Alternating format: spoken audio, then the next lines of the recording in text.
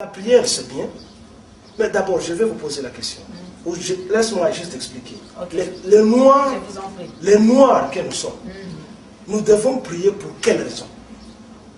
Pour quelle raison devons-nous prier? Parce que nous ne nous reprochons de rien. Je vais donner des illustrations. Oui. Et je vais donner certaines raisons, comme je l'ai toujours dit. Oui. Toutes les églises, mais plus particulièrement l'église chrétienne, se basent sur un seul mot, le péché. Qu'est-ce que le péché? C'est le mal. N'est-ce pas? En gros, ceux qui ont commencé la colonisation au monde,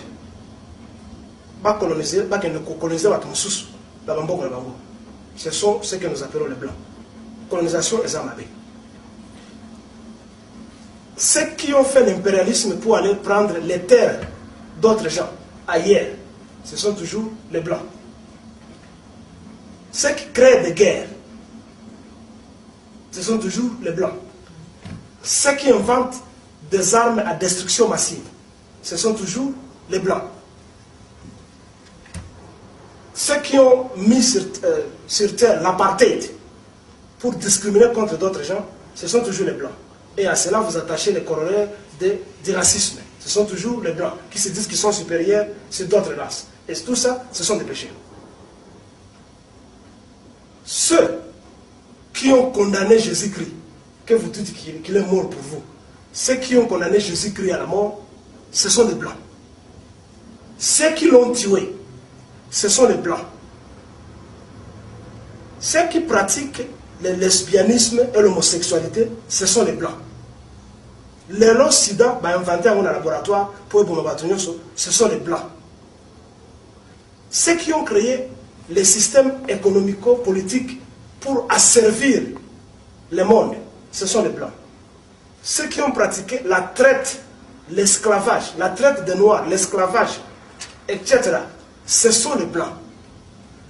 Dites-moi, où est la responsabilité de l'homme noir dans tout ça, pour que l'homme noir, et les autres peut-être, mais en particulier nous les Noirs, qu'on se lève le matin, et on s'agenouille, et on se croit coupable, on se dit non, Nzambe, Yesu, okufa pour nangai, et Batia, na koulouse pour nangai.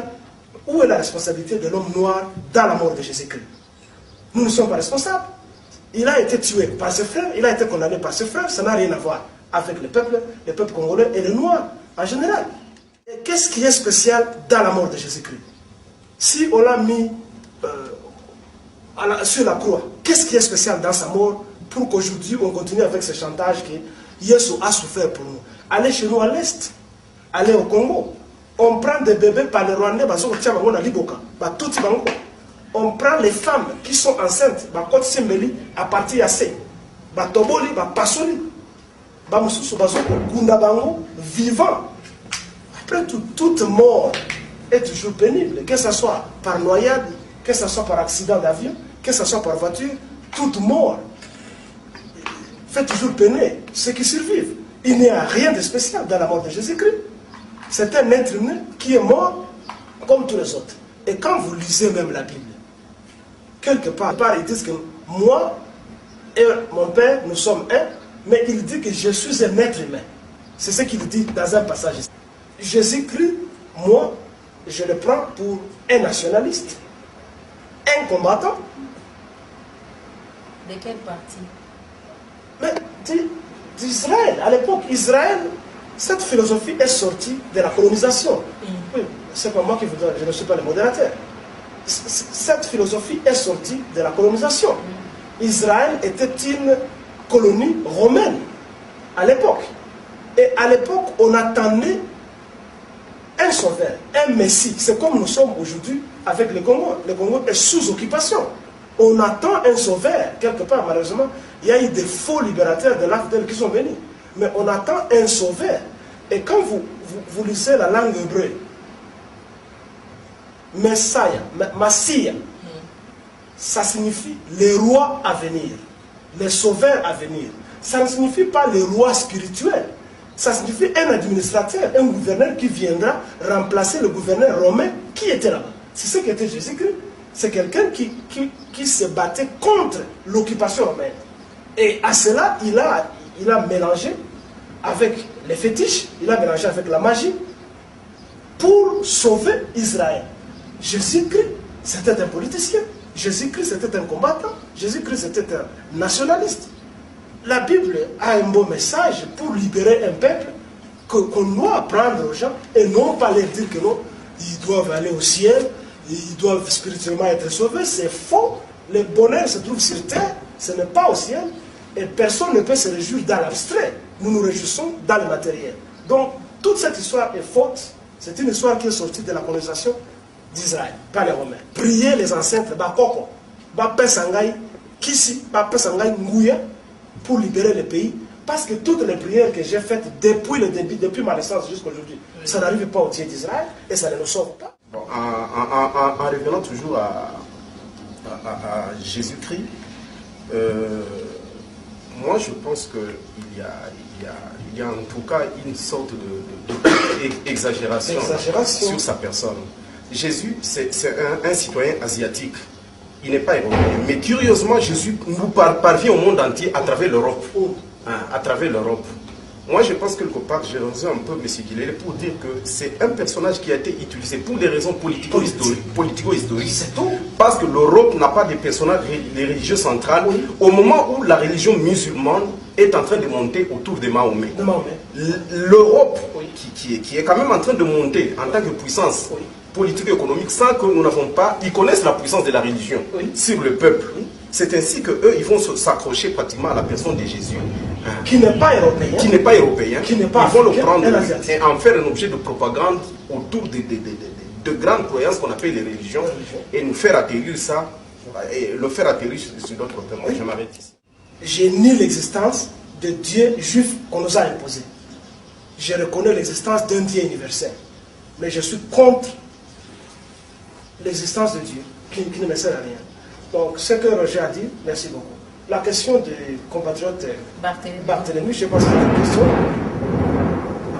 Il parle du miracle de Jésus-Christ qui est mort et qui est ressuscité comparativement à d'autres dieux.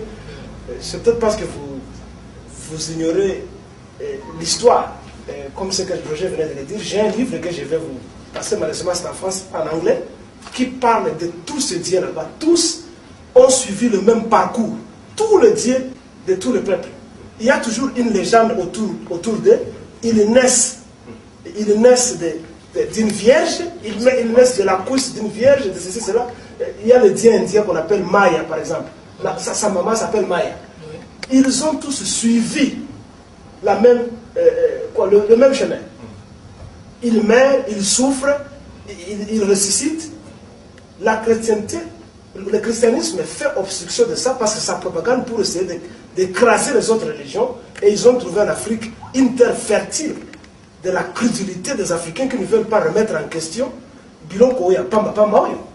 Mais les Américains, ceux qui totalent bien, Bango Baza, d'un côté chrétienté, on dirait pourcentage élevé parce que ce total donateur dans le monde entier, ce sont des Américains. Non, c'est un outil politique, la religion, je l'ai dit. C'est un outil politique. Les Américains pompent de l'argent dans tout ça pour contrôler nos âmes, nos cœurs, nos têtes et exploiter l'économie et nous endormir. C'est tout ce que les Américains font. Donc, que les statistiques de croyants ou de chrétiens soient élevées, ça n'a rien à voir avec nous. Quand vous entrez dans les sites du gouvernement israélien, 15% seulement d'Israéliens croient en Dieu. 15%. Quand vous entrez dans les sites, 85% ne croient pas à ce Dieu qui leur avait même donné la terre, qui prétend être la leur. Et votre Dieu que vous dites qui est ressuscité, c'est faux toutes ces histoires-là, que Jésus a ressuscité, ça le Kouta. Mais comment? Il était un être humain, ce que nous avons fait, c'est lui.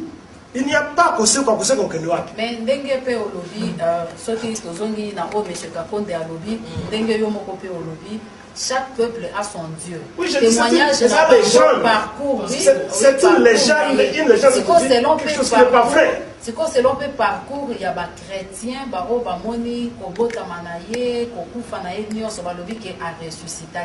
Pourquoi c'est toujours faux? Bon, d'abord, qu'est-ce que ça a à voir avec nous? Que Jésus-Christ naisse, grandisse, ressuscite, meurt, ça n'a rien à voir avec nous. Mais ça... il a parlé de quelqu'un également qui n'a rien à voir également avec nous, mais on dit que c'est vrai. Donne-moi le temps de répondre à votre question. Oui, je vous en prie. Les miracles de Jésus-Christ n'apportent rien dans le développement matériel du peuple congolais, ni d'autres peuples du monde. Ce n'est qu'important pour ceux-là qui utilisent cette légende pour exploiter les autres. C'est tout. Qu'est-ce que ça a apporté chez nous? Nous sommes à l'est. Hein? À l'est. C'est plus de 6 millions de Congolais au Bakofi. Yes, na yoana. Azo c'est la nini pour à défendre l'issue. Pendant 347 ans, les Sud-Africains ont souffert sous le racisme et sous l'apartheid. Yes, on a la copie. Il a fallu que l'être humain remette tout en question, prendre les armes pour faire montrer à l'homme blanc que où était Jésus-Christ quand les Sud-Africains souffraient? Où est Jésus-Christ quand 6 millions de Congolais sont morts? Vous voulez nous dire que Jésus-Christ seulement aime les Rwandais, Bango a la puissance, que Jésus-Christ aime seulement les Américains, Bango a la puissance, que Jésus-Christ aime seulement les Juifs? C'est faux toute cette histoire là-bas. Nous devons nous battre seulement. Nous devons mettre le mécanisme de lutte pour nous libérer. Les histoires de religion, ça nous coûte, c'est pour nous endormir.